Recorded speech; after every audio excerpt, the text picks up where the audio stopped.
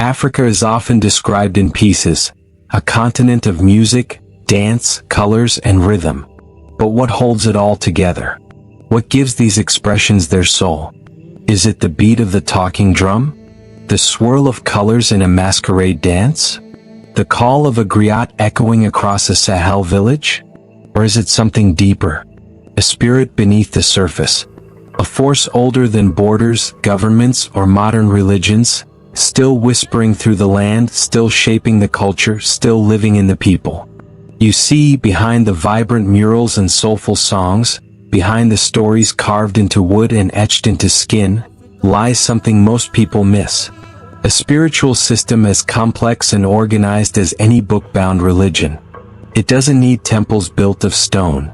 Its altars are the rivers, the trees, the ancestors, and the rhythm of life itself. Today, when people speak of Africa's beliefs, they often leap to Christianity or Islam. And yes, those are part of the modern African story. But they're not the whole story. They're chapters added to a much older book. I remember being a child and watching my grandmother pour libation to the ancestors. She would kneel in front of a small calabash bowl, whispering names I barely knew, and yet the air around her would change. It felt sacred. Not performative, not mystical in a distant way, but present, living, real. That's when I realized something no textbook could ever teach me. African traditional religions weren't primitive. They were profound. They taught us how to listen, to nature, to history, to the unseen. Despite centuries of colonization and conversion, the spirit hasn't faded. Did you know that nearly 80% of Africans, in one way or another, still practice traditional religion? That might sound surprising. But here's the truth. Even when people identify as Christians or Muslims, many still consult traditional healers. They still pour libation to ancestors. They still observe taboos, celebrate seasonal festivals, and interpret dreams through ancestral signs. Why? Because these traditions are more than rituals. They're a way of being, a map for navigating life. They help explain illness, misfortune, blessing, and destiny. They offer community, guidance, and a sense of identity in a fast-changing world. So the next time you hear African drums, or see a mask carved with eyes too wide to be human, or witness a dance that seems to call the sky itself, don't just see it as performance. See it as prayer. See it as philosophy. See it as a legacy. Because what we're about to explore is not just religion. It's the sacred soul of a continent. Exploring the roots, what are African traditional religions? When most people think of religion, they think of scriptures, temples, singular gods, and global institutions. But African traditional religions are different. They are not bound by books. They are woven into life itself. They are not one religion but many. A spiritual ecosystem of belief systems that evolved across thousands of cultures, tribes, and languages. From the thunderous power of Shango in Yoruba lands, to the sky god Nyam among the Akan, to the ancestral spirits of the Dinka and the San, Africa's sacred traditions are as diverse as its landscapes. Each African society developed its own spiritual system, shaped by geography, history, and culture. In West Africa, the Yoruba believe in Olodumare, the supreme creator, and a host of Orishas, divine forces that govern different aspects of life and nature. In Central Africa, the Bantu-speaking peoples revere ancestors and invoke Nkisi spirits through sacred objects.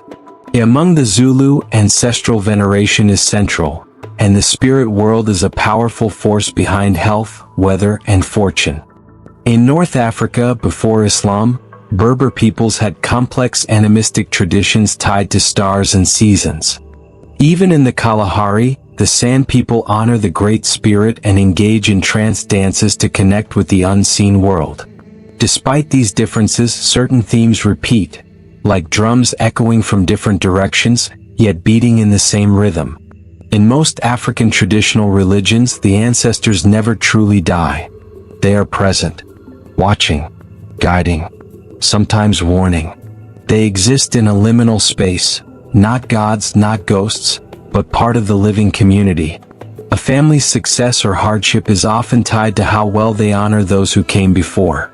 A baby's name might be chosen based on an ancestor's spirit returning. A bad harvest might be seen as a sign of ancestral displeasure. A conflict between family members might require a ritual to reconcile with the spirits. In African cosmology, time is circular, the past is never past. The dead walk with the living. And every action ripples across generations. To truly understand African traditional religions, you must understand the relationship with nature. The land is not just territory, it's alive. Mountains have spirits, rivers have moods, trees hold memory.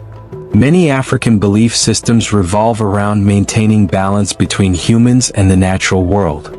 In Yoruba religion, Oshun is the goddess of the river, love, and fertility. Offerings are made at her waters. In the Congo Basin, sacred groves are protected as homes of forest spirits.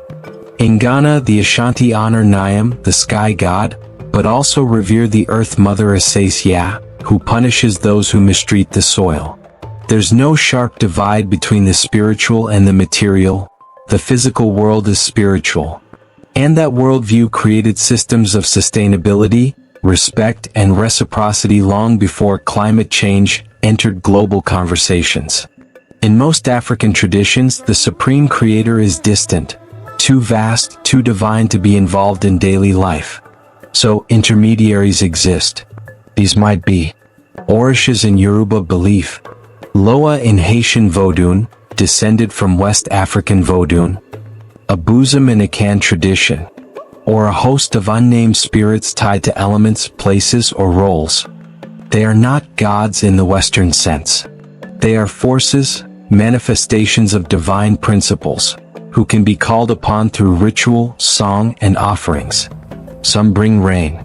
Some bring fertility. Some punish greed or dishonesty. Religion in this context is not a belief system, it's a relationship. With ancestors, with nature, with the invisible world. Unlike many world religions, African traditions were rarely written down. Their scriptures were people. Their Bibles were stories. The griots, priests, herbalists, and elders held encyclopedias of wisdom, passed from mouth to ear, generation after generation. They told how the world began, how to heal the sick, how to speak to spirits, how to live in balance. This oral tradition wasn't primitive, it was precise. It encoded cosmology, ethics, medicine, history, and memory, all in the rhythm of proverbs, riddles, and parables. So what are African traditional religions? They are not singular. They are not simple. They are not dead. They are rivers flowing from different springs, but all fed by the same rain. They are a worldview where everything is connected. Where the earth is sacred, the ancestors are alive, and the spirit world is just a breath away. We've walked a long road in this story, from the ancestral altars to the colonizer's sword, from whispers in the forest to music on global stages. And now we stand here, at a crossroads. Will we let the sacred knowledge fade with the elders? Will we reduce our gods to museum labels and academic footnotes? Or will we remember, reclaim, restore? Because this isn't just about religion. It's about soul, about dignity, about the right to know where we come from, and to walk proudly with the wisdom of our ancestors. To those watching, wherever you are in the world, the story of African traditional religions isn't a story of the past. It's a living legacy, and you are part of it. Learn about your roots. Read the stories of your ancestors. Support the voices reclaiming the sacred. Challenge the myths and speak the truth. Keep the flame alive. Because when you honor the spirit, you honor the future. This is not the end of the story. It's just the beginning.